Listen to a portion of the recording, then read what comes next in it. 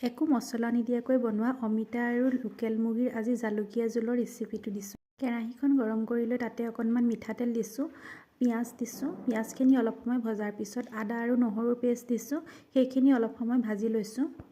পিঁয়াজ আৰু আদা নহৰুৰ পেষ্টখিনি ভাজি হোৱাৰ পিছত তাতে মাংসখিনি দি অকণমান নিমখ আৰু হালধি দি 10 মিনিটমানৰ কাৰণে ভাজি আছোঁ।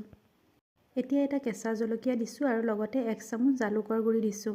জালুকৰ গুড়িটো মই ঘৰতে নিজে বনাই লৈছোঁ। অমিতা আৰু আলুখিনি দি আকৌ 10 মিনিটমানৰ কাৰণে ঢাকোনখন দি মই ভাজি আছোঁ।